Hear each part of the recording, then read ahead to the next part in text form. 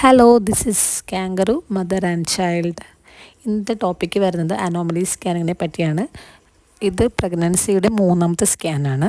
Normally നിങ്ങൾക്കൊരു 18 to 22 വീക്സിനുള്ളിലാണ് ഈ scan ചെയ്യുന്നത്.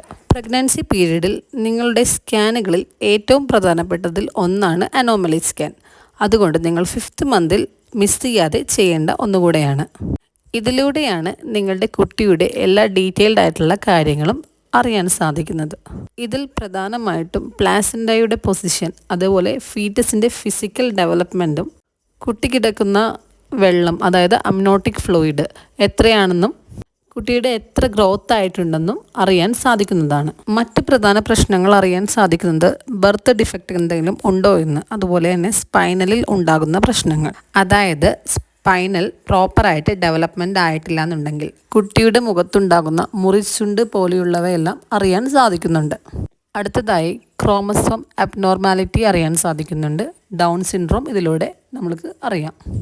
ഇതിൽ കിഡ്നിയുടെ പ്രോപ്പറായിട്ടുള്ള ഫങ്ഷനും കാര്യങ്ങളെല്ലാം അറിയാൻ സാധിക്കുന്നുണ്ട്. ഈ അൾട്രാസൗണ്ട് സ്കാൻ ചെയ്യുന്നത് നിങ്ങളുടെ വയറിൻ്റെ മുകളിലൂടെയാണ്. ചില സ്ത്രീകളിൽ ട്രാൻസ് വജിനിലൂടെയും ചെയ്യുന്നുണ്ട്. ഇതിലെന്തെങ്കിലും പ്രശ്നങ്ങൾ കാണുന്നതാണെന്നുണ്ടെങ്കിൽ നിങ്ങളുടെ ഡോക്ടർ പ്രധാനമായിട്ടും നിങ്ങളോട് പറയുന്നതാണ്, അല്ലെങ്കിൽ റിപ്പോർട്ടിൽ മെൻഷൻ ചെയ്യുന്നതാണ്. അതുപോലെ എല്ലാ ഡിഫക്ട്സും ഈ സ്കാൻ വഴി അറിയണം എന്നില്ല. അതിൻ്റെ പ്രധാന കാരണം കുട്ടി അധികമായിട്ട് സ്കാൻ ചെയ്യുന്ന സമയത്ത് മൂവ്മെൻ്റ് ഉണ്ടെന്നുണ്ടെങ്കിൽ അറിയാൻ സാധിക്കില്ല. അതേപോലെ തന്നെ അമ്മ കുറച്ച് വണ്ണമുള്ള ഒരാളാണെന്നുണ്ടെങ്കിലും ക്ലിയർ പിക്ചർ കിട്ടണം എന്നില്ല.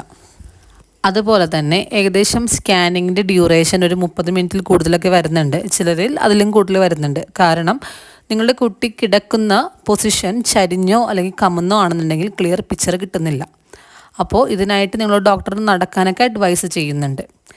ഇനിയും കൂടുതൽ ഡീറ്റെയിൽസിനായി അതുപോലെ എൻ്റെ ഈ ചാനലൊന്ന് സബ്സ്ക്രൈബ് ചെയ്യുക, ലൈക്ക് ചെയ്യുക, ഷെയർ ചെയ്യുക. Bye bye.